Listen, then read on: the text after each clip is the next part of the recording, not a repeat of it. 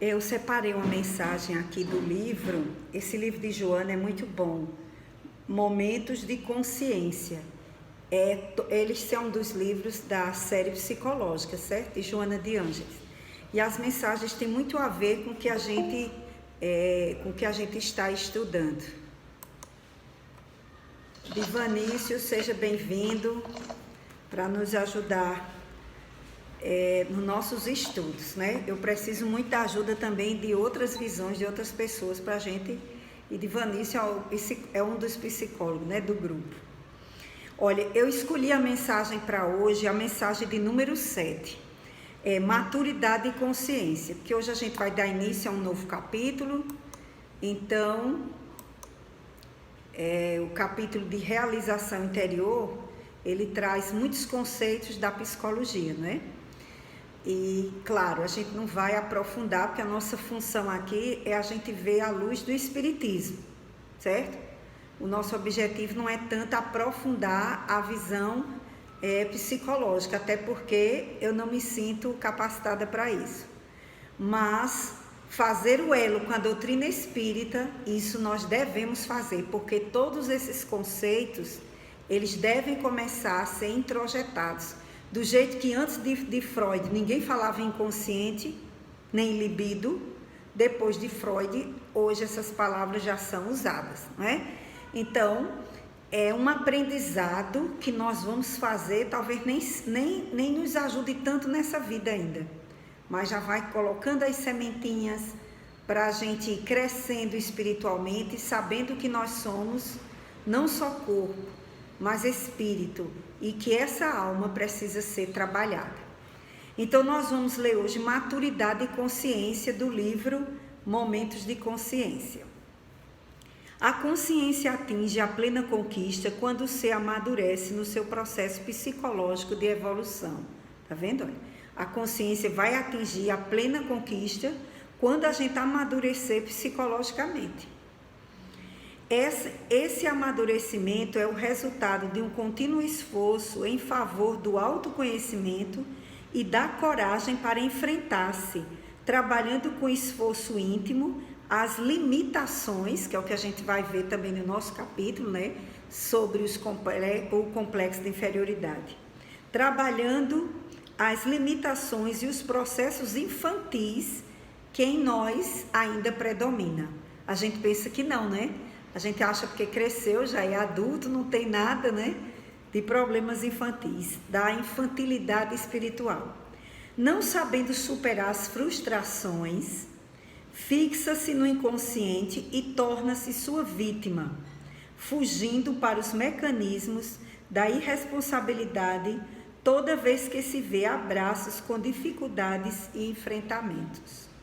A imaturidade psicológica não se restringe ao período de desenvolvimento da infância, e sim às várias fases da vida, considerando-se que a aprendizagem e o crescimento não cessam nunca, tornando-se uma constante até o momento da individuação, no qual o espírito comanda a matéria e o psiquismo mantém-se em harmonia com o físico. Não seja de estranhar que indivíduos adultos mantenham comportamentos infantis e que jovens se apresentem com equilibrada maturidade. Naturalmente, o espírito é o agente da vida e dele procedem os valores que são ou não considerados durante a existência corporal. O mecanismo para o amadurecimento psicológico do ser expressa-se de maneira natural, aguardando que a vontade, olha aí, a gente já viu isso aqui, né? A vontade e o contínuo esforço para o reconhecimento das debilidades físicas, emocionais e outras, faculte o ânimo para corrigi-las e superá-las. Ou seja, enquanto nós não tivermos a vontade de sermos melhores, resumindo, enquanto nós não tivermos a vontade de ser, boa noite Solange, seja bem-vinda, de sermos melhores e não fizermos o esforço, não vamos conseguir, certo? Então, quando essa vontade chegar, é que a gente começa a corrigir e a superar as dificuldades. As funções psíquicas que Jung classificou em número de 4, sensorial, sentimental, intelectual e intuitiva, nós vamos ver isso ainda neste capítulo, certo? Intuitiva, devem constituir um todo harmônico, sem predominância de alguma em detrimento da outra, proporcionando o amadurecimento, portanto, a plena realização da consciência. Então, esse item, maturidade e consciência, o texto é maior, continua. Eu trouxe só essa parte inicial para a gente ver que há necessidade de refletirmos sobre nós mesmos, porque essa maturidade só vai ser conquistada com esforço, com vontade, fazendo o sacrifício do autoconhecimento, que no início é um sacrifício, depois se torna muito melhor. O nosso boa noite também, quem chegou depois, não é? Fabrício, boa noite. Solange. E vamos, após essa leitura dessa mensagem que trouxe a reflexão sobre a nossa necessidade de tomarmos consciência de nós mesmos, que isso denota a maturidade do ser, nós vamos pedir a Aline que profira a prece inicial. Tá certo, Aline? Certo, Socorro. Tá me ouvindo? Tô sim, pode falar. É com alegria, Senhor, que nos reunimos entre amigos para estudarmos, Senhor, a luz da doutrina espírita, que tanto nos esclarece, que tanto nos acerena os pensamentos e os sentimentos, e que juntos, Senhor, possamos, nessa noite, buscar esse aprendizado para nós próprios, interiorizando todo esse conhecimento para nos analisarmos e nos melhorarmos como pessoas, como seres humanos que somos. Lembrando sempre do nosso espírito. Por isso, Senhor, nos fortalece com fé, com confiança, com muita luz, para que possamos utilizar sempre este teu aprendizado de luz. Nos envolve e nos abençoa hoje e sempre, que assim seja. Que assim seja. Obrigada, Aline. Bom, meus irmãos, irmãs, amigos, é com alegria que nós estamos aqui para dar continuidade às nossas reflexões sobre essa obra que fala do triunfo sobre nós mesmos, triunfo pessoal. E hoje nós vamos dar início ao capítulo 4, ao quarto capítulo, que tem o título de Realização Interior. Então, nós vamos ver que neste capítulo,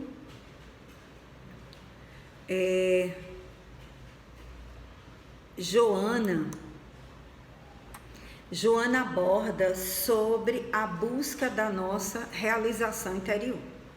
O que é que nós devemos fazer para buscarmos essa realização, essa consciência de que estamos dando encaminhamento à nossa vida nos aspectos necessários para a nossa evolução e que muitas vezes nos comprometemos até espiritualmente, porque essa realização interior é a busca de nós mesmos, é estarmos dando continuidade ao aprendizado nosso, certo? E a estarmos agindo de acordo com a nossa consciência, porque aquele que busca a sua realização, ele já se conhece, ele está buscando se superar. Ele sabe das suas dificuldades, mas sabe também das suas aquisições. Então, ninguém se realiza frustrado, concordam? Ninguém se sente realizado deprimido. Ninguém se sente realizado querendo carregar os problemas dos outros nas costas. Porque isso é uma coisa que nós vamos aprender, que a gente não corrige, que a gente não, na verdade, diminui o problema de ninguém.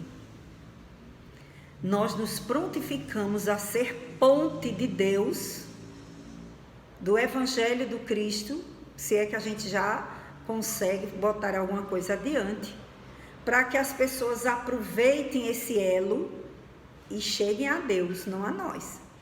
Claro que não.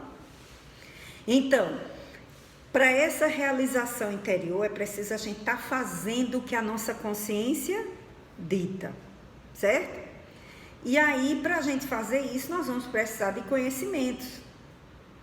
Não é só ter boa vontade, mas é preciso conhecimento. Então, nós vamos precisar de conhecimento da doutrina espírita, nós vamos precisar de conhecimentos psicológicos, para a gente não achar naquela visão fanática que tudo a fé transforma e resolve e eu não faço nada.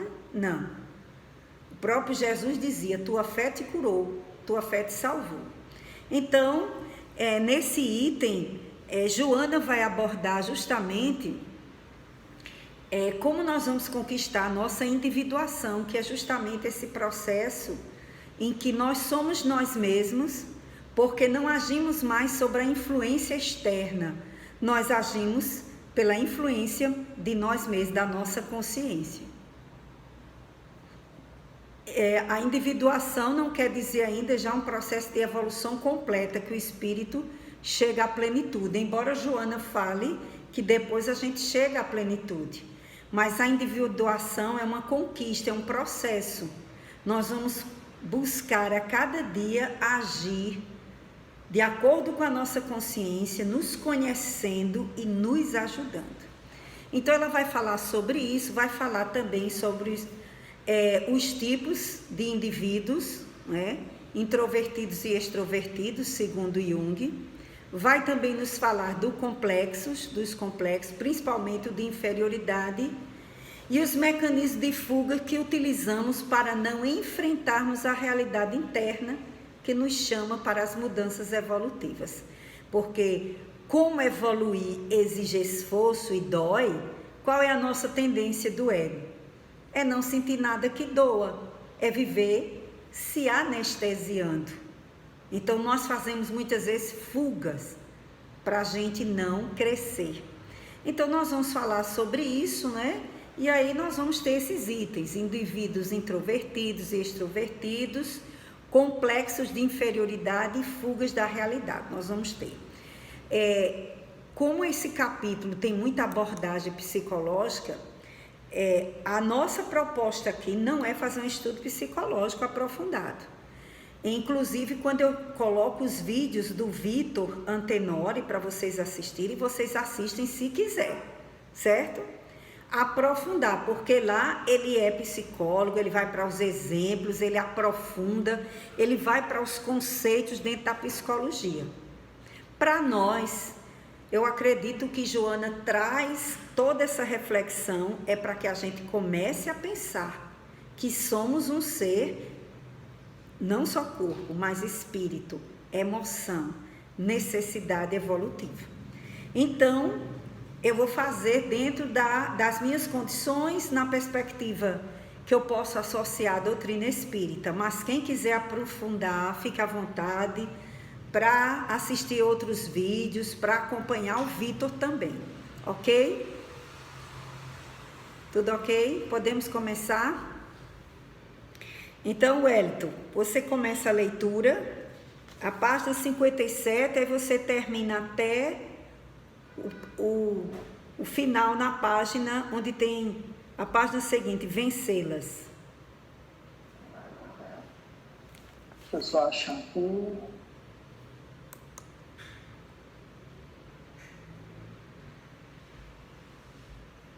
Vencê-las, ok. Localizei. Pronto? Posso começar? Pode. Vamos lá. Item 4, realização interior. Ante os desatinos que assolam a sociedade, levando a criatura a tormentosas inquietações, evocamos o conceito do eminente psicanalista Sigmund Freud, quando estabeleceu que os indivíduos vivem à busca do prazer, especialmente aquele que decorre do conúbio sexual, mas que a realidade lhe impõe limite à capacidade de satisfazê-lo e que parece indispensável. Esses dois princípios, o do prazer e da realidade, seriam, pois, fundamentais para interpretação da pessoa humana, auxiliando-a a compreender as próprias dificuldades, quanto na busca de sua realização. Por outro lado, o seu discípulo dissidente, Alfred Adler, asseverou que a sociedade sofre de um pesado sentimento de inferioridade e que, para realizar-se compensando esse complexo de inferioridade, procura alcançar o poder a qualquer preço. Ao atingir qualquer patamar de poder, cada um se sente realizado, superando, portanto, o sentimento de inferioridade. Freud, portanto, dava ênfase à busca da realização externa, enquanto Adler valorizava a de natureza interna. Sem dúvida, há um grande desafio convidando o ser à autorrealização, que somente poderá ser conseguida se diante o descobrimento de realidade e dos seus valores, de forma que, ao identificar as próprias conquistas e deficiências, deverá trabalhar aquelas que lhe pesam perturbadoras do comportamento, a fim de melhor poder vencer. Obrigada, Wellington. Muito obrigada.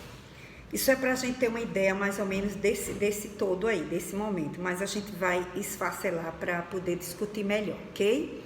Então, retomando.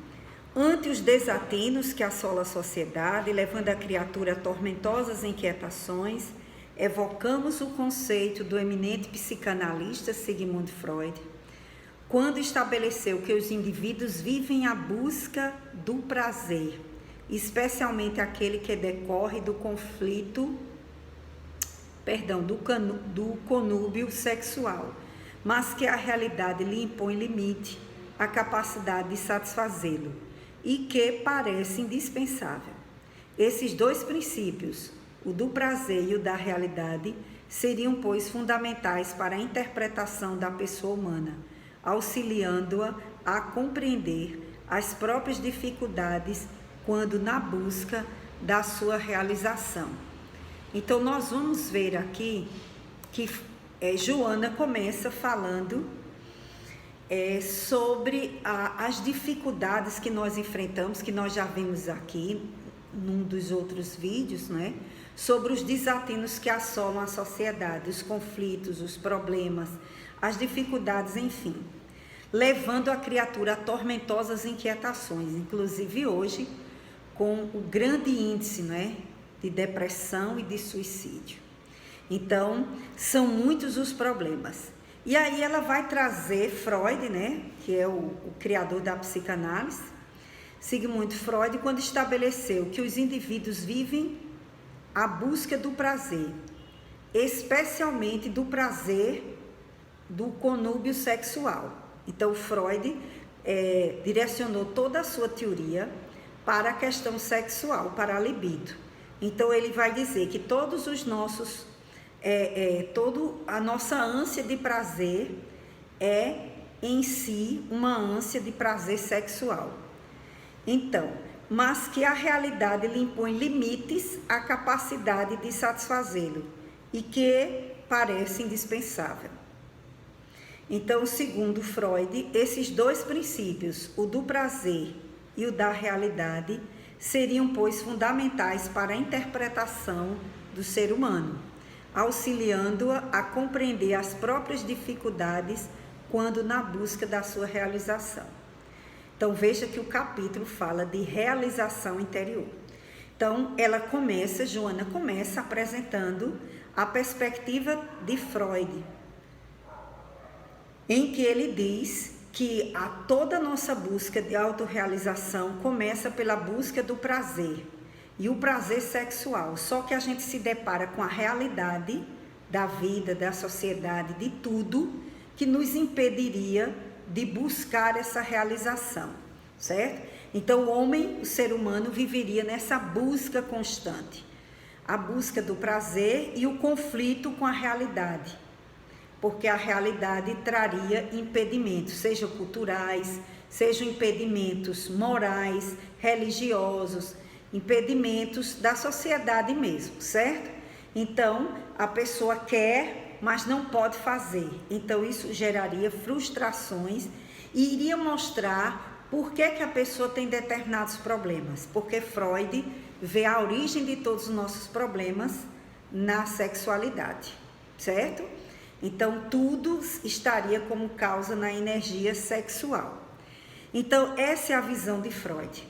Por outro lado, o seu discípulo dissidente, Alfred Adler, ele, como Jung, foram dissidentes. Começaram estudando com Freud, mas como Freud colocava todas as causas dos dramas humanos, né, e das dificuldades humanas, ele colocava na questão sexual. Então, Freud começou a ter dissidentes, os que achavam que nem tudo provinha da sexualidade. Então, Adler é um desses, que vai discordar de Freud. Ele vai dizer que nem tudo é da energia sexual. Por outro lado, o seu discípulo dissidente asseverou que a sociedade sofre de um pesado sentimento de inferioridade e que, para realizar-se, compensando esse complexo de inferioridade, procura alcançar o poder a qualquer preço. Ao atingir qualquer patamar de poder, cada um se sente realizado, superando, portanto, o sentimento de inferioridade. Freud, portanto, dava ênfase à busca da realização externa. Por quê? Porque o indivíduo, como é a sexualidade, ele vai buscar lá fora e a sociedade é um impedimento para ele. Para Adler, o que é que vai acontecer? Ele valoriza a ênfase dele, da realização, está na natureza interna. Ou seja, para Adler, todos nós temos um complexo de inferioridade. Aliás, um sentimento. Primeiro pode ser um sentimento, que se você trabalhar, você supera, e se você não trabalhar, vira um complexo, ou seja, vira um drama maior. Então, Adler vai dizer que a própria sociedade, ela sofre de um pesado sentimento de inferioridade, e que para realizar-se, compensando esses complexos de inferioridade, procura alcançar o poder a qualquer preço. Ou seja, é como se todos nós na sociedade, a gente já tivesse um complexo de inferioridade. A própria sociedade, talvez pela cultura, os preconceitos, não é? A divisão de classes, a questão da valorização estética, a valorização do poder, a valorização das aquisições financeiras, a questão do nosso conceito também inadequado do que é felicidade, que ainda é uma visão muito materialista. A felicidade é ter bens, felicidade é passear. Então tem gente muito infeliz nessa pandemia, porque não pode fazer um passeio, não pode ir para a festa. E essas pessoas estão altamente infelizes, porque elas estão buscando lá fora, certo? Então, Adler vai dizer que há na sociedade já um complexo de inferioridade. Daí vem as lutas de classe, daí vem a luta de poder, vem tudo. E segundo ele, quando o ser humano procura o poder, de qualquer forma ele procura poder, por exemplo, uma pessoa sofre muita pressão no trabalho. O chefe é muito exigente, é muito chato, é muito complicado, ele não se relaciona bem com as pessoas. Então essa pessoa que é altamente subserviente, por necessidade mesmo do emprego, por não ter coragem de sair, de enfrentar outro, o que é que ela faz? Ela vai buscar esse poder para ela tirar aquela frustração, sendo altamente autoritária com a família, com os parentes, com os vizinhos, ou dentro da religião. É como se a gente fosse buscar superar o drama que está lá. A gente não consegue digerir, não consegue trabalhar, e para tentar diminuir o complexo de inferioridade, certo? Vai atrás de poder. Então, o indivíduo, quando assalta com uma arma, com a mão armada, ele está mostrando a outro que ele tem o poder de matar, certo? Por ele não ter o que ele quer, ele vai roubar, então ele não tem e ele quer sentir o poder. E ali ele está com a arma na mão, e você completamente indefeso, e ele está ali exercendo um poder de uma forma inadequada. Então, dentro da religião, a pessoa que é altamente frustrada, cheia de complexos, ela também pode se colocar como um santinho, como alguém altamente importante, como alguém altamente necessário para ela ter poder. Veja que isso é uma coisa bem complexa, certo? Que é preciso, assim, a gente ter cuidado para a gente não sair aí julgando os outros, nem sair se condenando, né? A gente tem que ter cuidado para não virar psicoterapeuta do mundo, achando os defeitos do mundo todinho, porque a gente entende algumas coisas, né? É bom a gente pensar assim. Isso é só para mostrar, a Joana está tentando mostrar a diferença. Enquanto Freud estava vendo que o ser humano vive em busca só do prazer sexual, só da libido, certo? E para isso, o conflito dele é o mundo, é a realidade como um todo. A Adler vai dizer, não é só isso não. Pode até se apresentar na sexualidade, mas o que é mais forte é que o ser humano, a sociedade, já tem nela um complexo de inferioridade. É como se cada um quisesse mostrar o seu poder, a sua potência para poder existir. É como se fosse um ego nosso exacerbado, uma vaidade. E a gente, né, quer estar sempre nessa busca de poder. Então ele vai dizer que o ser humano busca o poder para superar a inferioridade.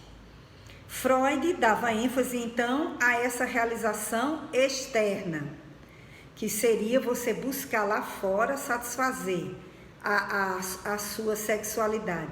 E ele está falando Adler está falando de uma coisa interna. Eu preciso ter poder em algum lugar para eu poder me sentir gente, me sentir bem. Que isso pode ser tanto o poder sexual como o poder dentro da religião, dentro da sexualidade, dentro de qualquer área, certo? Adler vê um pouco abrangente, Freud vê mais. Isso não tira o valor de Freud, tá certo? Não tira o valor do grande estudioso e pesquisador que ele foi, e o pontapé inicial que ele deu até hoje, ninguém nega que os seus estudos foram base para tudo que se fala hoje em termos de psicologia. Sem dúvida, há um grande desafio convidando o ser à autorrealização, ou seja, enquanto esses estudiosos viram a parte psicológica do mundo, Joana está falando dessa autorrealização que a gente conhece com Jesus, que é uma coisa muito maior. Sem dúvida, há um grande desafio convidando o ser. Olha, quando ela diz o ser, é o ser espiritual. Não é simplesmente a persona, nós aqui, reencarnados. Eu, fulana de tal, nessa existência. É o ser espiritual nosso. É o espírito que somos. Sem dúvida, há um grande desafio convidando o ser à autorrealização, que somente poderá ser conseguida mediante o descobrimento da sua realidade e dos seus valores, de forma que, ao identificar as próprias conquistas e deficiências, deverá trabalhar aquelas que lhe pesam, perturbadoras no comportamento, a fim de melhor poder vencê-las. Então, de que autorrealização Joana está falando?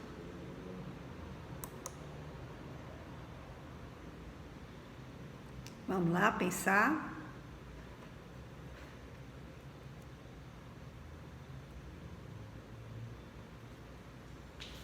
Ela está falando de quê?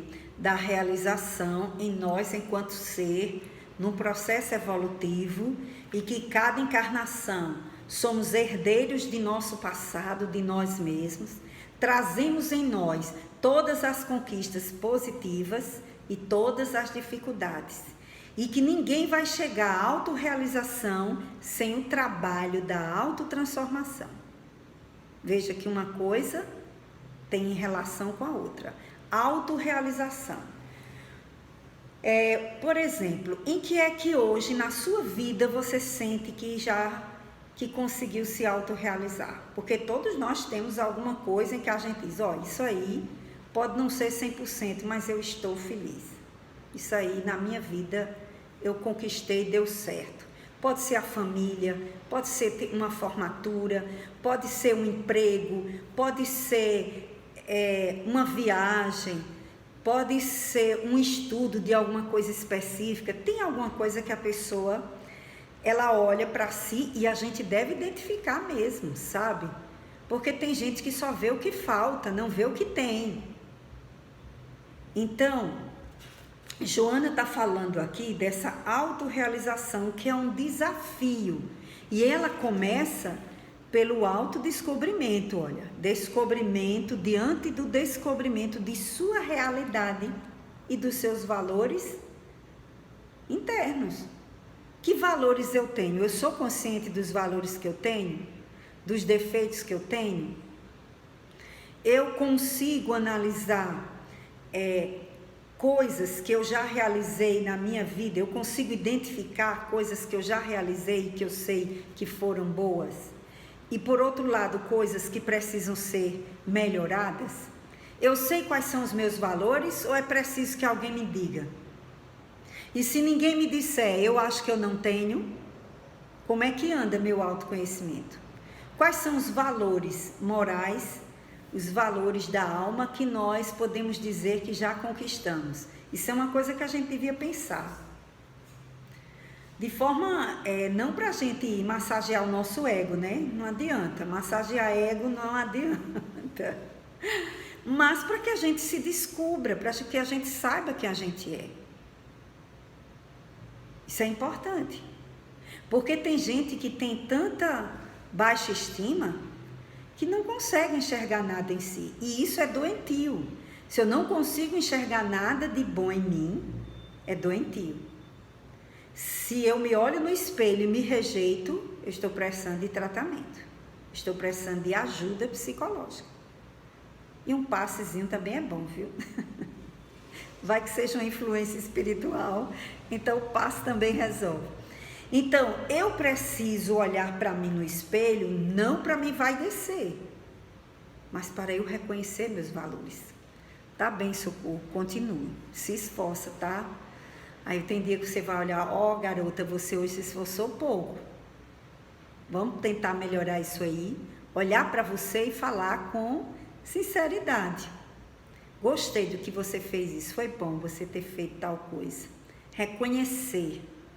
Tomar consciência, porque a individuação é um processo que Joana vai falar lá na frente, a gente tem um capítulo para ver isso melhor, mas só para a gente ir entendendo, a individuação é um processo que a gente chega, que a gente age de acordo com o nosso estágio evolutivo, com a nossa consciência, dando o nosso melhor.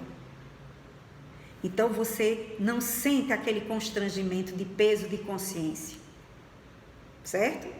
Porque você já está no estágio que você age de acordo com a sua consciência. Então, você não cria tormentos internos. Então, a individuação é um processo. E essa autorrealização que ela está falando ainda não é individualização, mas é um percurso.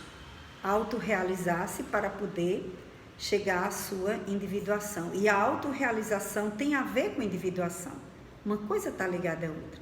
Eu preciso ir buscando descobrir que coisas me ajudam, porque se eu levo minha vida fazendo só coisas que eu não gosto, que não me fazem bem, isso é grave.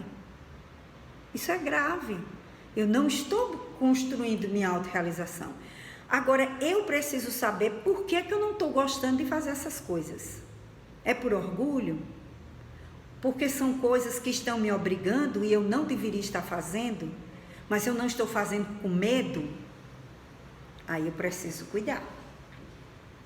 Então, a autorrealização não é a gente já virar guru do dia para a noite, tá certo? Ou ser um santo do dia para a noite, não. Você começa nesse processo, como ela vai dizer aqui, alguns fatores que nos ajudam a chegar a essa autorrealização, tá certo? Tudo entendido até aí? Alguma dúvida? Dê um okzinho. Se alguém quiser fazer alguma pergunta, alguma coisa, pode fazer agora. Então, vamos ver o que é que ela aponta ainda. Faz-se então imprescindível, concomitantemente, a serena observação do mundo externo, certo? Para avaliar as aspirações que se acalenta, o significado existencial em que se encontra, o que lhe proporcionará, por consequência, alegria, prazer, felicidade, para sentir-se motivado a lutar, sem cuja conquista a existência não lhe terá significado. Aqui ela já começa a falar do que é necessário para a gente chegar, dos elementos necessários para essa busca da autorrealização. Quais seriam os fatores? Olha, concomitante, faz-se então imprescindível, concomitante, a serena observação do mundo externo. Ela falou lá em cima dos valores internos, e agora ela está falando de que faz-se então imprescindível, concomitantemente, ou seja, igualmente, ao mesmo tempo, a serena observação do mundo externo para avaliar as aspirações que acalenta, o significado existencial em que se encontra, o que lhe proporcionará, fazendo isso, olha, por consequência, alegria, prazer, felicidade, para sentir-se motivado a lutar, sem cuja conquista a existência não lhe terá significado. Eu vou retomar ainda esses elementos. O indivíduo possui estrutura psicológica para suportar qualquer perda, menos o do sentido existencial. Olha o que ela diz aí nesse item seguinte. Porque sem o seu estímulo desaparecem a razão de viver e as metas a alcançar. Todos devem anelar por conseguir objetivos mediante o conhecimento, o poder, a lucidez e outros diversos recursos, de modo a superar os impedimentos internos, afligentes, no caso, qualquer que se apresente como decorrência do complexo de inferioridade. Então, antes de trabalhar essa ideia seguinte agora, vamos ver como é que a gente resumiria esses 3 aspectos que ela apresenta para a busca da autorrealização. Vamos ver se vocês entenderam. Vocês podem até botar um númerozinho aí. Começa na página 57, quando ela fala na autorrealização. Há um grande desafio convidando-se à autorrealização, que somente poderá ser alcançada, aí vocês botem um aí, mediante o descobrimento de sua realidade e de seus valores. Então, a primeira coisa seria a observação do mundo interno, descobrimento da realidade dos seus valores, ou seja, ao identificar nossas conquistas, deficiências, buscar trabalhar as que perturbam o comportamento a fim de melhorá-las. Então, a primeira coisa é o autodescobrimento, é a gente fazer esse mergulho no mundo interno, certo? Para descobrir em que mundo nós vivemos internamente, porque tem gente que vive no mundo de Bob, né? Aquele desenho animado. Desenho animado. O mundo de Bob, Bob vive voando, não está na realidade. Então, qual é o mundo que nós funcionamos, né? Tem gente que está no mundo do workaholic, ou seja, só trabalho para ganhar dinheiro e outras coisas. Aí o outro está no mundo só do estudo. O outro está no mundo só da religiosidade. Em que mundo nós estamos? Outro está centrado na família. Outros procuram equilibrar. E assim nós vamos vivendo. Que mundo interno é esse a que eu obedeço? Né? Por exemplo, as pessoas que a gente vê aí na sociedade, nas mídias, né? Pessoal que valoriza demais o corpo. Outro dia teve uma modelo que ela estava no México e no final de semana ela tirou mais de 6.000 selfies. Ora, como é que a pessoa está no fim de semana para passear e tira 6.000 selfies? E tem um mundo de seguidores aí no mundo. É um mulherão, linda, maravilhosa. Qual é o mundo Não estou julgando não, gente, eu estou falando que existem mundos e mundos e mundos, cada um tem um mundo. Então, há pessoas que estão nesse mundo da vaidade, neste mundo, né? E Joana está dizendo, olha, se eu estou nesse mundo externo, eu tenho que olhar qual é a minha posição nesse mundo externo. Que valores eles estão trazendo para mim. Eu estou me completando só nisso? Eu sou só isso? Quer dizer que se acontecer um acidente, uma queimadura, eu ficar feia do dia para a noite, eu vou me suicidar. Porque meu mundo era um mundo só da estética. Então, Joana está me pedindo para a gente fazer essa reflexão de olhar para dentro, o mundo interno, descobrimento das nossas realidades, nossos valores, de tudo, enfim, o que a gente busca, e descobrir os comportamentos perturbadores para que a gente possa superá-los. Depois ela pede o item 2, faz-se então imprescindível, ao mesmo tempo, a serena observação do mundo externo, esse é o 2, para a autorrealização. Então eu preciso analisar meu mundo interno, mas eu também preciso analisar a minha relação com o mundo, com o outro, certo? E nesse mundo externo, para avaliar as aspirações que eu busco. E aí ela toca no sentido existencial, certo? Na avaliação do mundo externo, ela vai falar do sentido existencial, em que se encontra e que lhe proporcionará a alegria. Qual é o sentido que eu estou dando à minha vida? Como a gente falou, né? Então, a gente vai ver que o sentido existencial, Joana diz no livro, Amor, Imbatível Amor, esse livro aqui, ó. Ela diz nesse livro, esse livro fala tudo sobre amor. É assim, eu vou dar uma ideia para vocês. A excelência do amor. Esse capítulo é o 5º, a busca do sentido existencial, o vazio existencial. E aí ela trabalha o significado do sofrimento na vida e os objetivos dos conflitos. Ela vai falar muitos itens. O item que eu estou lendo o trecho é esse, a busca do sentido existencial. Aí Joana vai dizer o seguinte. Tem um trecho aqui muito importante que ela diz assim: quando a razão abandona a bruma da ignorância, quando o primarismo predomina e o ser, não obstante, em estágio de humanidade, apenas reage, sem saber agir, ambiciona sem discernir para quê, agride ou deprime-se por desconhecer o valor da luta saudável, sempre desafiadora para a conquista do progresso. Somente então surgem as interrogações que fazem parte da busca do sentido existencial. Então ela diz que quando o ser começa a despertar, certo? Quando a razão começa a abrir-se para a gente superar a ignorância do nosso primarismo primordial, ou seja, é o primarismo que nós trazemos de vidas e vidas. No nosso processo evolutivo, a gente sai do primarismo para a gente se humanizar e um dia se tornar anjo, chegar à angelitude. Primeiro a gente se humaniza para depois se tornar anjo. Então, nesse processo evolutivo, o que é que ela diz?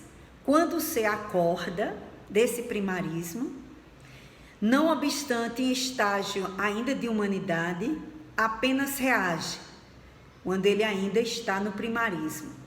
Ele apenas reage, sem saber agir. Ambiciona, sem saber para quê. Agride ou deprime-se por desconhecer o valor da luta saudável, sempre desafiadora para a conquista do progresso. Somente então surgem as interrogações, ou seja, quando ele acorda desse estágio de primarismo pela razão. Por isso que o Espiritismo fala tanto da fé raciocinada, fala tanto que a gente precisa evoluir as duas asas, a asa da sabedoria e a asa do amor, para que a gente possa crescer. Então, quando a gente passa a refletir sobre nós mesmos, aí a gente começa a fazer as perguntas: para que viver? Por que lutar? Como desenvolver essa capacidade de perseverar até alcançar a meta? Aí a gente vai ver que Viktor Frankl, né, o psicanalista que trabalhou com a logoterapia, depois dele passar 3 anos no campo de concentração na Alemanha, em Auschwitz, ele descobre que as pessoas que conseguiram sobreviver a toda aquela humilhação, sofrimento, dores, fome, era porque elas tinham um objetivo na vida, um sentido. Eu preciso sair daqui para achar meu pai, para cuidar do meu filho, para levar minha vida adiante. Isso aqui não vai me destruir, eu vou superar isso aqui. E elas superavam as dores. Ele foi um dos que conseguiu. E ele cria depois, que sai do campo de concentração, a teoria da logoterapia, que é você ter um sentido para viver. Que quem tem e coloca sentido na vida, vive bem e procura viver melhor. Então, como a gente fazer para desenvolver essa capacidade de perseverar e alcançar a nossa meta? Mas qual é a nossa meta? Primeiro eu tenho que ter a meta, os objetivos, né? Quais são os objetivos que eu tenho diante da vida? E o que é que eu vou fazer para alcançá-los? Aí a gente vai ver que Joana fala nesse livro aqui, não é? O sentido existencial proposto por Jesus. Joana vai dizer, Jesus, ante a transitoriedade dos valores terrestres e a fugacidade do corpo, propôs a busca do reino de Deus e sua justiça. Para aqueles que já acordaram, né? E afirmando ainda, como Jesus disse, que após essa primazia, quem buscar primeiro o reino de Deus, tudo lhe seria dado por acréscimo. Esse reino de Deus encontra-se aonde? Em nós. Joana vai dizer, encontra-se na consciência tranquila, que resulta do dever retamente cumprido, dos compromissos bem conduzidos, dos objetivos delineados com acerto para a sua vida. Então, vocês vejam, ela diz que o ser humano, Joana diz, ele pode superar qualquer perda, mas na hora que ele perde o sentido da vida, de viver, fica difícil para você tirar essa pessoa dessa situação. Então, a logoterapia, ela trabalha especificamente com isso, para o terapeuta construir com a pessoa o objetivo, ela trazer de volta, ela descobrir, ela encaminhar o sentido existencial. Então, muita gente cai na depressão e procura o suicídio, porque não consegue enxergar mais sentido na vida. E isso é sério. Porque na hora que a gente perde a vontade de viver, a gente se desconecta do divino. A gente se desconecta do nosso eu maior, do self. A gente se desconecta. E aí o indivíduo fica sem sentido. Então, é por isso que Joana fala que sem o sentido existencial, desaparece a razão de viver e as metas a alcançar. Então, por isso que todos nós devemos buscar trabalhar nossos conflitos, para não deixar que eles cheguem a esse extremo. Por que a pessoa chegou a esse extremo? Por que a pessoa chegou a cometer o suicídio após estar numa relação afetiva difícil? Ela se acomodou, ela deixou aquilo ir se avolumando. Mas por que ela deixou? É porque ela é preguiçosa, porque ela é ruim, porque ela não quer? Não, gente. São as nossas dificuldades internas, que são muitas. A gente não pode julgar ninguém, nem quem cometeu, nem o outro que está dizendo que vai fazer e você conversa e ele não muda de ideia. É muito difícil isso, porque falta maturidade, por isso que a gente chama maturidade psicológica. O que seria isso? Gente, isso tem a ver com as nossas relações afetivas, com os pais que tivemos, com aqueles que convivem conosco, com as aquisições do passado, com as interferências espirituais que nós carregamos, que também tem a ver com o nosso passado. São tantos fatores Que a gente não pode achar que uma pessoa que está com depressão é bobagem, é besteira, é porque ela quer. Que uma pessoa que fala em suicídio é porque ela está perturbada espiritualmente. Às vezes nem tem espírito mandando ela pensar assim, é dela mesmo. Então são situações muito difíceis. E por que nós deixamos ficar assim? E por que nós muitas vezes somos aqueles que fazemos a dor do outro aumentar? Uma pessoa que se utiliza do bullying, pode ser criança, adulto. Eu vejo adultos fazer bullying com os parentes dentro de casa. Eu não sei o limite do outro, não é? Que complexo eu estou alimentando naquelas pessoas. Quando Jesus diz que seja o vosso falar sim, sim, não, não, está dentro disso. Porque a gente fala muita coisa que prejudica os outros, não é? Quando Jesus disse que não era para a gente chamar o outro de raca, raca, em hebraico era uma pessoa, significava uma pessoa imprestável. Você dizia olhando para a pessoa e cuspindo no chão. Olhava, dizia raca e cuspia no chão. Olha que absurdo. Só essa ofensa, Jesus já disse que isso era motivo da gente ir para o juiz e a gente poderia ir para o inferno, dentro da teoria, que é a consciência de culpa. Não é um inferno que a gente sabe hoje, não é aquele inferno teológico, mas é o inferno da consciência, do peso e dos dramas de consciência por ter gerado dores e conflito nos outros, porque tudo que eu jogo para o universo traz de volta para mim. Então, os traumas, os dramas que eu gerei nos outros, eu estou gerando em mim. Eu vou sofrer depois, tá certo? Então, todas essas são reflexões para a gente entender essa psicologia junto com o Evangelho. Então, Joana vai dizer que o maior sentido existencial que a gente poderia ter seria esse, a construção do reino. Mas tem gente que o sentido existencial é a família, maravilha, vá cuidar. É a ONG que toma conta, é uma atividade X. O importante é que se tenha sentidos bons, objetivos bons, metas saudáveis, coisas que não venham a gerar peso de consciência nesse indivíduo e nos outros. Compreendida essa parte? Então, a autorrealização estaria nesses 3 elementos. No nosso conhecimento interior, para a gente saber o que é que a gente realmente gosta, porque a gente às vezes faz muita coisa que não gosta e não precisava. Você faz porque você não se respeita, aí deixa que o outro toma conta do seu mundo e manda no seu mundo. Então tem muita gente insatisfeita quando poderia ter conquistado isso, ter superado essa insatisfação por uma maturidade psicológica. Ora, se o outro sabe meu ponto fraco, ele vai trabalhar meu ponto fraco.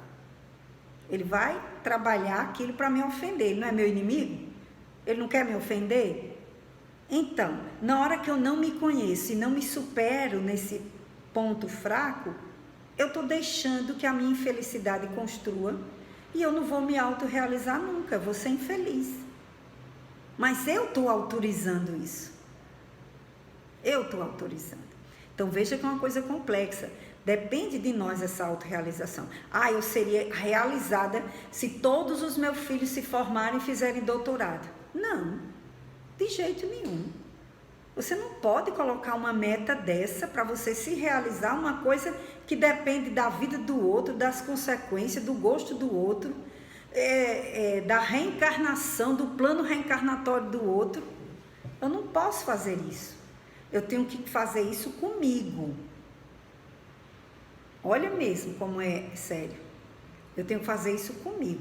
Eu vou ser feliz se eu me casar, se meu marido for para o centro espírita comigo. Não. Não pode ser assim. A minha autorrealização não deve estar condicionada ao agir dos outros. Isso é uma meta minha. Sou eu que vou buscar superar meus conflitos internos. O outro vai ficar dizendo lá o tempo todo, invejosa, egoísta, ruim. Eu é que vou olhar para mim e descobrir onde é que eu sou invejosa. Não é a medida do outro. É o que eu percebo em mim. Tá vendo como a coisa funciona para dentro? É a gente. Por isso que a felicidade da gente não está nos outros. Imagina se Deus fosse injusto desse jeito, tivesse dito, você só vai ser feliz se achar a banda da laranja. Não é essa a história? A alma gêmea é um conceito trazido por Emmanuel, não é um conceito espírita das obras kardecianas, mas é um conceito que a gente entende na sua relatividade. Tem uma alma que lhe acompanha durante muito o seu processo evolutivo, que lhe ajuda, que você tem o maior afeto e amor, mas não que você só vai evoluir, se realizar, se tiver com aquela banda do lado. Não, aí Deus seria injusto, certo? Ele não teria nos criado na nossa individualidade, a gente seria dualidade, uma banda e outra banda, para eu poder ser feliz. Então, quando se fala de alma gêmea, de espíritos que se identificam, que estão num nível evolutivo, que se amam, que vêm há muitas existências, exercitando esse laço, e que por isso eles querem estar junto para um ajudar o outro, mas que com certeza a evolução de cada um não depende do outro, não. Cada um vai ter que evoluir, tá certo? Bom, então vamos adiante, senão eu me alongo demais nesses tópicos. Alguma pergunta sobre o sentido existencial? Olha, a doutrina espírita, ela nos esclarece muito sobre esse sentido existencial. Porque na hora que a gente entende o que é a reencarnação, minha gente, você dá pulos de alegria, solta foguetões. Para mim foi um achado. Entendeu? É aquele cálice que o pessoal no Indiana Jones sai procurando. Foi para mim, foi a resposta para tudo, certo? Você saber que tudo faz sentido. Deus não é injusto, a vida é um aprendizado, nós vamos ter tempo para ser melhores. Imagina, tem espírito que morre criança, tem espírito que morre adolescente. O que aprendeu, o que deu tempo, que família estava, como é que eu vou imaginar que Deus é justo se uma pessoa morre no ventre da mãe? E os que são abortados? Não teve nem chance de viver. E a gente imaginar uma única vida, pelo amor de Deus, eu não consigo imaginar a pessoa dizer, só tem uma vida, por favor. Eu sinto muito, eu respeito sua ideia, meu filho, mas me satisfaz demais saber que Deus é justo, que a reencarnação é a chave para a gente entender as nossas dificuldades, para a gente entender a vida, para a gente entender a justiça divina, o amor divino, a sua misericórdia e a lei de evolução. Para que coisa mais maravilhosa do que essa? Nós temos uma ferramenta importantíssima em nossas mãos. Por isso que ninguém deve reclamar de nada que lhe acontece. A gente reclama porque é espírito rebelde, teimoso, não é? A gente gosta de reclamar, faz parte. Mas vai chegar o dia que a gente não vai reclamar, porque a gente vai entender a necessidade. Então você vai olhar para a sua encarnação e entender por que é que você está na situação X em que você se encontra. Mas não é para entender, para se lamentar com muita gente. Mas já sei que eu devo ter sido a pior criatura do mundo, eu devo ter traído todos os homens do mundo para hoje não ter nenhum querendo nada comigo. Não é por aí, né? Às vezes até a gente pede certas dificuldades para que a gente possa refletir sobre o problema. Então, continuando. Todos devem anelar por conseguir objetivos mediante o conhecimento. Olha o que Joana diz. Que nós devemos buscar os nossos objetivos mediante o conhecimento, o poder, a lucidez e outros. Deixa eu colocar Gerlane aqui. Boa noite, Lane, seja bem-vinda. A lucidez e outros diversos recursos de modo a superar os impedimentos internos, afligentes, no caso, qualquer que se apresente como decorrência do complexo de inferioridade. Como esse é um item, a gente não vai aprofundar, tá certo? Agora, esse é um item que a gente vai estudar. Então, o que é que ela está dizendo?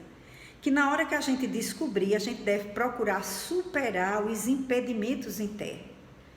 Por exemplo, digamos que eu tenho impedimento interno, eu preciso fazer um concurso, mas eu tenho vergonha de falar. Eu não vou conseguir dar uma aula.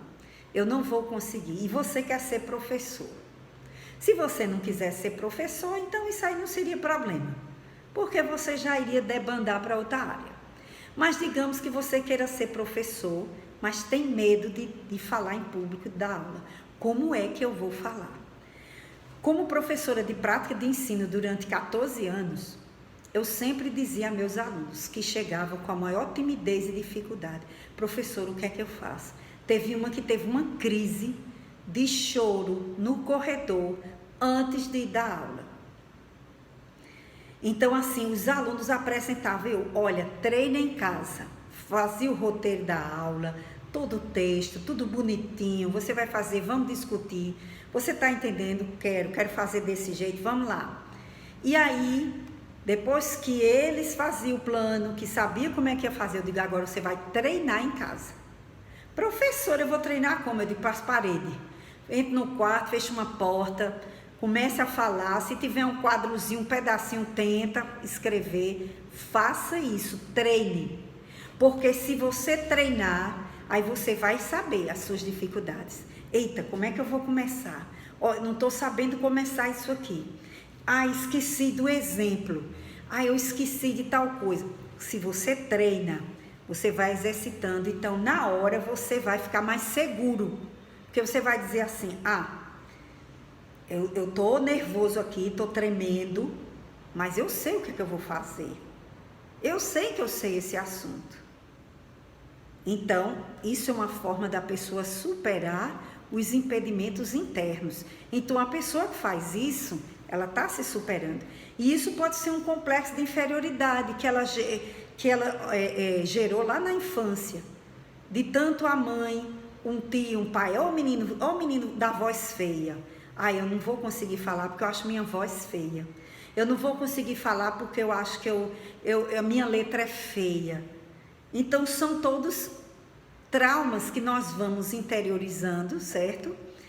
E se a gente não se identificar, não olhar para dentro e procurar se trabalhar, claro que quem puder fazer uma terapia deve, mas quem não puder, faz o seu recurso que você já sabe que pode lhe ajudar, que vai lhe dar segurança naquilo que você quer. Por exemplo, tem gente que tem vergonha, né, quando vai para médico. Aí leva uma pessoa para dizer, não sei se vocês já viram isso, né? Tem parente que não consegue falar sozinho, dizer o que ele sente. Aí o que é que a gente aconselha? Pega um papelzinho, sente com alguém para você treinar. E você quer superar? Aí você treina, diga aí, minha filha, me ajude, ou meu marido, minha mulher, meu irmão, o que é que eu estou sentindo? Quais são os sintomas? O que é que eu devo falar? O que é que eu gostaria de perguntar para eu não chegar lá no médico e esquecer? Então eu fui para o médico, passei 3 meses esperando pela consulta e esqueci de dizer o principal. E agora? Esperar o retorno. Então, por que isso acontece? Porque a gente não se planeja. Então, se eu sei que eu tenho a dificuldade de esquecer, eu vou para o supermercado e vou esquecer, então você faz a lista, né? Faz a lista, bota no celular, leva numa folha, faz qualquer coisa, mas você vai o quê? Você vai se prevenir. A minha memória não funciona bem, eu vou esquecer. Então, superar os impedimentos internos e até aqueles que já geraram complexo de inferioridade. Então, a gente vai ver isso melhor lá na frente. Diante dos limites impostos pela realidade, porém, que considera a exaltação perturbadora da posse como secundária para a vida, encontrar-se-á o auxílio interior para o enfrentamento das necessidades reais. Então, diante dos limites impostos pela realidade, ou seja, as situações da vida, a falta de emprego, a dificuldade para conseguir emprego, a questão da moradia, o relacionamento com a família, todos esses nossos conflitos que nós trazemos, certo? Então, na hora em que, diante desses limites impostos pela realidade, porém que considera a exaltação perturbadora da posse como secundária para a vida, encontrar-se-á o auxílio interior para o enfrentamento.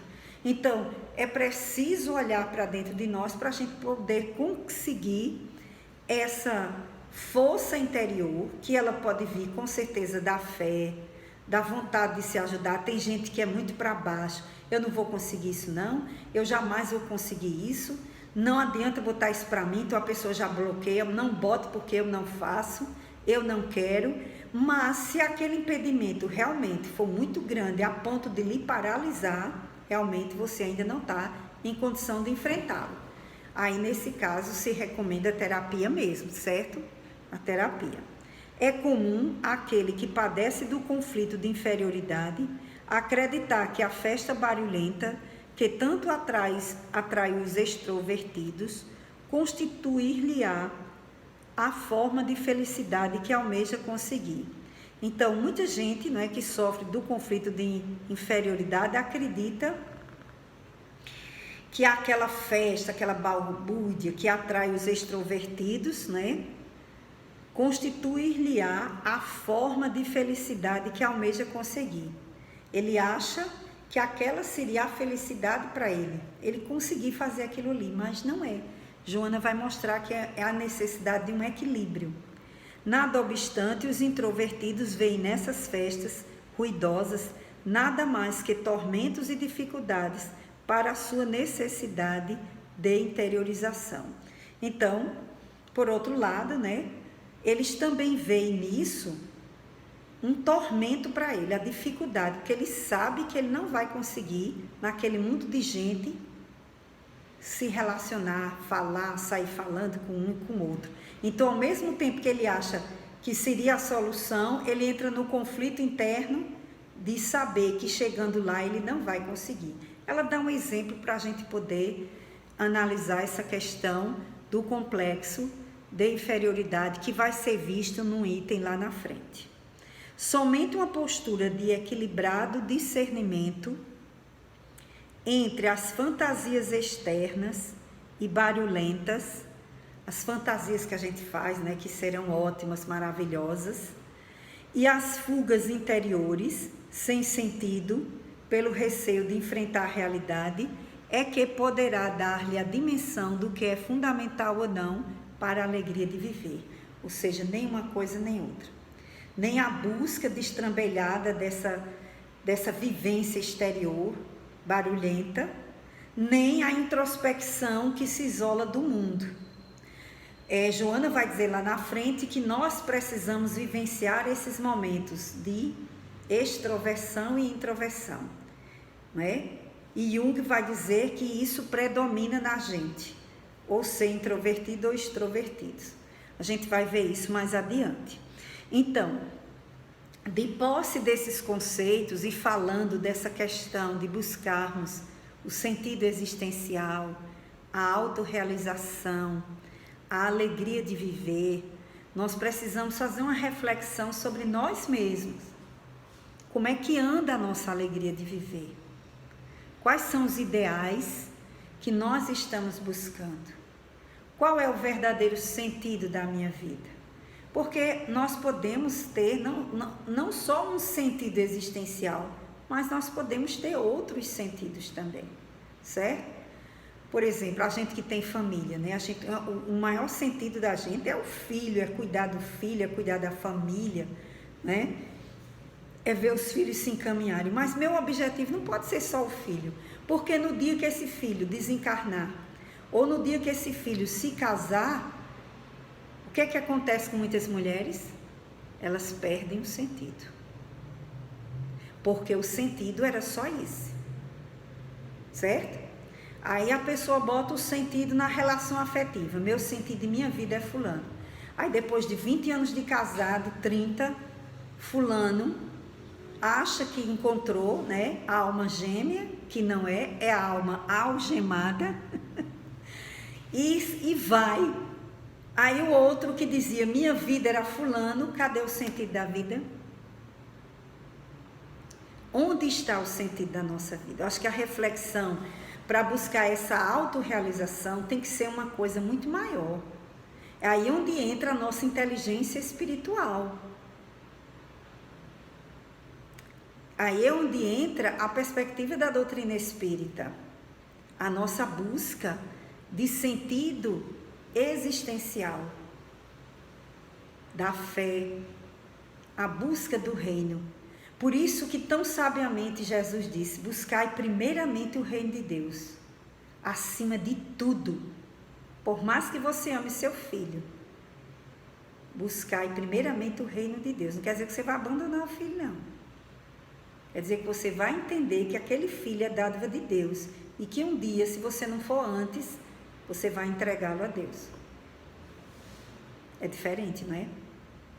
Então, buscai primeiramente o reino de Deus fala desse lugar de espiritualidade, desse lugar de busca de fé, entender que as coisas difíceis que nos acontecem, os problemas da família, de nossos filhos, os nossos problemas afetivos, todos eles existem para que a gente aprenda alguma coisa. E quando a gente entende isso, então essa dor diminui. O problema diminui de tamanho. Porque a gente entende, não é? Por exemplo, a gente está convivendo com um pai que está com muita dificuldade de aceitar a filha, que faz 5 anos que toma medicação para depressão, já tentou suicídio umas 7 vezes. E esse pai tem hora que acha que essa filha faz isso porque quer. Então, veja, se ele tivesse essa compreensão de buscar primeiramente o reino de Deus, ele estaria encontrando forças para diminuir a dor de uma provação dessa, que é muito difícil, não é verdade? Então, essa busca desse sentido existencial que nós coloquemos na busca do reino, nessa compreensão da vida, para que a gente olhe para essa pandemia e a gente entenda, não fique com raiva de ninguém, para que a gente saiba dos nossos limites e das nossas necessidades. E eu vou abrir um pouquinho para vocês falarem, aproveitar esses 15 minutos. Quem gostaria de comentar alguma coisa e de perguntar?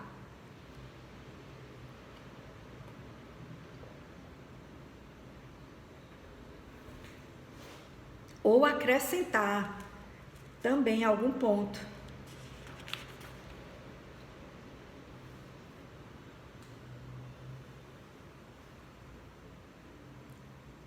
Ninguém? Ninguém tem dúvida? Wellington? Fabrício? Não, pode falar. Não, pode falar, Fabrício, fica à vontade. Depois eu falo. Como na maioria das intervenções que eu faço, né, eu acabo ficando muito focando no que eu vivi, né, no que eu tive, mas é inevitável, porque para mim esse curso tem servido como uma espécie de terapia, né, coisa que eu confesso durante muito tempo rejeitei, né, por preconceito, achando que eu era autossuficiente sempre, e que ainda continuo rejeitando, não por conta dessa mesma coisa, né, mas por conta de pensar nas minhas prioridades, né, acadêmicas ou por timidez, enfim. Mas aí o que eu queria dizer é que essa discussão, né, sobre complexos, dificuldades, é muito interessante por conta de como, depois da gente passar por várias coisas, né, a gente acaba vendo melhor, né, como isso acaba sendo talvez mais comum do que a gente pensa, né, e que a gente precisa realmente trabalhar, né, porque quando a gente pensa que por vários fatores, influências diversas, né, o mundo conspira contra nós, ou que a gente acha que os nossos defeitos são maiores que os defeitos dos outros, a gente acaba realmente entrando numa realidade adversa, né, em que a gente se coloca como, embora possa ter sido vítima em algum aspecto, mas como uma espécie de vítima do mundo. E aí, para entrar em depressão, né, é um passo muito rápido. No meu caso, felizmente, né, eu nunca cheguei a esse ponto. Sempre melancólico, mas nunca cheguei a esse ponto. Eu passei por várias coisas dessas que você citou, né, a parte do livro de Joana de Ângeles, como, por exemplo, achar temporariamente que a minha felicidade estaria num local com muita gente, quando, na verdade, minha tendência sempre foi a timidez, né, e achar que num local assim eu estaria bem, porque as pessoas pareciam felizes, extrovertidas, se conectando, e fica lá, tipo, 2, 3 horas, tipo lá do Parque do Povo, por exemplo. Esperando São João, conhecer gente nova, ficava lá 2, 3 horas sozinho, rodando, feito uma barata toda, para conhecer gente nova e ficar nessa coisa toda, né? E depois voltar para casa frustrado, né? Então, isso aí já, e outras coisas várias, né? Já fizeram parte da minha vida. Aí depois, no caso que ajudou, né?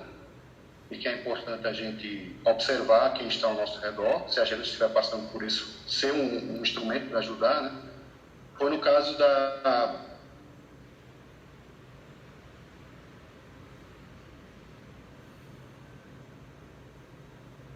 a graduação, né? E aí eu tive pessoas que realmente conseguiram observar meus pontos positivos ou que não permitiam que eu ficasse me colocando para baixo, coisa do tipo, né? Então é importante a gente estar atento, né, a quando a pessoa tem uma tendência autocrítica exagerada, desproporcional, ou quando ela rejeita certas situações porque parecem desafios intransponíveis e tal. Então, no meu caso, ajudou muito.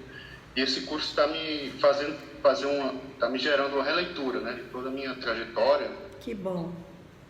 Tendo algumas coisas ruins, né, que é inevitável, mas que em geral eu melhorei, né, eu consegui superar, mas também me abrindo o leque, inclusive para ser um instrumento de auxílio a outras pessoas, né. Então é mais um comentário desses que eu tendo a fazer, né? É basicamente isso.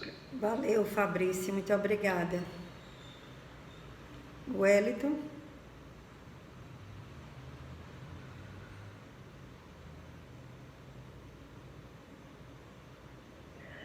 Oi, você está me ouvindo? Tô sim, pode falar, Wellington. Vamos lá. Eu vou pegar as partes das palavras de Fabrício as minhas, no sentido de dizer que realmente esse curso é muito bom, esse estudo, na verdade, né? Ele é muito bom porque faz a gente pensar mesmo sobre nós, sobre como a gente está agindo, né? E Joana, ela é expert nisso, né? Ela é maravilhosa porque ela faz com que a gente mergulhe mesmo para dentro e diga, olha, e agora, né? Quem sou eu? Como é que eu estou? E esse complexo de inferioridade, né, esse sentimento de inferioridade é muito complicado e é muito prejudicial, porque ele faz com que a gente esconda as nossas potencialidades. Porque nós temos, né, todos nós temos potencialidades em todos os âmbitos da vida. Mas quando nós temos essa inferioridade ainda latente, né, e infelizmente a sociedade hoje em dia ela meio que exacerba isso, né, por meio de mídia, cultura da beleza, cultura daquilo e tudo mais. E realmente eu acho que esse processo de autorrealização e principalmente de autoconhecimento, ele não é um processo fácil, né? Como o Fabrício falou aí, tem diversas dificuldades, todos nós temos diversos exemplos de dificuldades todos os dias para enfrentar. Que bom que, né, como ele falou aí, fico feliz que ele tenha conseguido, né? Todos nós temos conquistas na vida que a gente precisa também ver isso, né? Porque, como você falou, é muito importante a gente ver o que nós conseguimos, né? A gente precisa ver que nós tivemos desafios, problemas, mas a gente precisa ver o que foi que nós conseguimos de bom, né? Então, assim, não é possível que uma vida inteira a gente não tenha conseguido nada de bom, a gente não tenha vencido, não tenha conquistado, né? E se for algo que foi interior, melhor ainda, né? Mas o importante é que a gente não nos veja, né, como inferioridade, no sentido de, mas eu não consegui aquele curso, eu não consegui aquele emprego, eu não consegui ficar com aquela pessoa, enfim, seja lá o que for, a gente não se sentir inferior por conta disso, né? Isso é muito importante. E essa questão de encontrar o sentido existencial, ele é de suma importância. Isso aí é inquestionável, porque se a gente não encontra, a gente não tem para onde ir, a gente não enxerga o horizonte. Então, eu tenho um exemplo de um colega próximo que é exatamente isso. Eu já fico conversando, mas ele perdeu os pais recentemente, né, o pai e a mãe, em um curto período de tempo, e ele tem justamente essa perspectiva de que minha vida não tem mais sentido por conta disso. E outro dia a gente começou a conversar e até me preocupei, né, que ele começou a frase dizendo exatamente isso. Perguntei, como é que você está? Eu estou mal porque... Mas perguntei por quê? Porque eu perdi meus pais. E aí a gente foi conversar, né, e aí eu conversando, disse, rapaz, não é assim, né? Vamos lá, vamos pensar, vamos ver outras possibilidades, a vida continua. E aí eu fui tentando animá-lo nesse sentido. Mas realmente existe essa questão. sabe? Em que momento da vida eu estou, né? Em que fase da vida nós estamos. Tem hora que a gente está naquela vida mais de barulho mesmo, de algazarra e tal. Tem momentos que a gente está mais introspecto mesmo, de estudar, de refletir. Faz parte, da nossa vida humana mesmo. Então tem momentos que a gente está mais para baixo, tem momentos que a gente está mais para cima, né? Uma montanha russa. Mas o importante é que a gente não perca esse foco, esse equilíbrio com Deus, né? com espiritualidade, para que a gente se mantenha firme na vida, com propósito, sobretudo, porque sem propósito a gente não vive, é impossível, né? A gente viver sem propósito. Se eu não encontro para que eu vou viver, por que eu vou viver? Né? Então, esse é fundamental. Então, a gente precisa ter ser muito firme na vida, independentemente do que você conquistou ou do que você não conquistou, porque a gente sabe que não existe só essa existência, como o Bobby falou, né? Sobre a reencarnação, que eu também amo esse conceito, não consigo enxergar a vida sem esse conceito. Aliás, esse conceito não, sem esse ideal, né, de reencarnação, a gente não consegue enxergar a vida. Então, isso é muito importante a gente entender onde é que eu estou, qual é o meu propósito da vida, qual é a minha autorrealização e em que eu estou me autorrealizando. Seja estudo, trabalho, relacionamento. E quando, se você tiver todos os âmbitos da vida ali equilibrados, ótimo. Né? Se não tiver, vamos trabalhar, vamos refletir, vamos pensar para a gente conseguir. É isso. É isso mesmo, gente. Bom, nosso tempo está encerrando. Alguém mais gostaria de dar para mais uma pessoa que queira falar alguma coisa, ou perguntar, ou comentar, se tiver alguém. Então, não adianta começar o outro item, eu já tinha parado para a gente dar tempo. Às vezes eu pensava que dava para cada encontro a gente fazer uma discussão de um item desse. Para fazer isso, ficaria uma coisa muito resumida, certo? Então, por isso que eu estou indo assim. Então, por exemplo, passar uma reunião só sobre indivíduos introvertidos e extrovertidos. Só que Joana diz tanta coisa em 4 páginas que eu não consigo. Eu acho um desperdício até a gente... eu acredito que o objetivo do curso é a gente estar refletindo, é a gente estar ampliando nossos conhecimentos, sem essa pressa. Vocês concordam comigo, não é isso? Porque não adianta a gente só ouvir falar e pronto, não adianta. Acho que tem que ser esse processo, porque nós já temos também, inclusive, todos aqui têm conhecimento da doutrina espírita, tem outras leituras, então não tem ninguém leigo aqui. A gente tem estudo do Evangelho, estudo da mediunidade, estudo do Livro dos Espíritos, então a gente tem outros conhecimentos, não é? Então tudo isso vai se somando para que a gente possa ir fazendo um processo de autoconhecimento.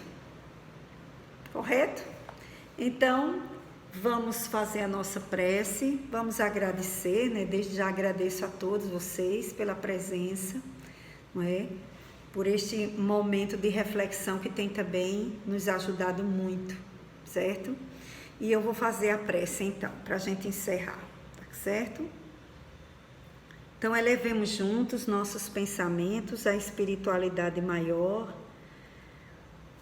que nos acolhe sempre, aos amigos espirituais, que dirigem a cada um de nós os nossos lares, aos irmãos da falange de Joana de Ângeles, que tem a missão de trazer o conhecimento psicológico para ajudar a humanidade nesse momento de transição planetária,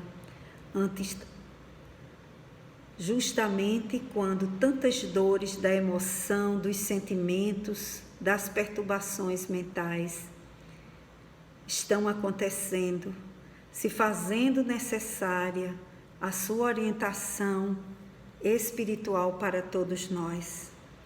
Nós agradecemos a todos que, em nome de Jesus, se reúnem, porque o Mestre nos prometeu: quando 2 ou mais se reunirem em meu nome, eu ali estarei. Nós te agradecemos, Senhor, a presença da tua luz entre nós. Renova em cada um de nós o ideal da autorrealização, da busca interior, do autoconhecimento, o ideal da fraternidade, do respeito aos direitos dos outros, o ideal da indulgência, que não se arvora de superior diante das faltas alheias. O ideal, Senhor, da caridade, que é a compreensão e o auxílio ao nosso irmão que sofre. Ajuda-nos, Senhor, neste processo de autoconhecimento e de autotransformação, para que encontremos na fé, nessa fé que remove montanhas, na fé em Deus, na fé no Cristo, na fé que transporta as dificuldades da alma, que possamos, Senhor, caminhar cada dia de forma mais segura, de forma mais compreensiva, com a esperança e com o amor nos corações. Abençoa todos os lares aqui representados. Abençoa os nossos amigos que não puderam participar nesta noite. Abençoa-nos, Jesus, a todos e nos concede a tua paz, hoje e sempre. Que assim seja. Ok, amigos. Que Deus nos abençoe e que tenhamos um fim de semana maravilhoso. Amém. E amanhã, para todos nós, e amanhã reunião, né? Outro. Reunião na FECLE. Boa noite, minha gente. Um abraço para todos. Iris, um abraço também. Fabrício, Dona Noêmia, Wellington, Iris, abraço para todos. Boa noite.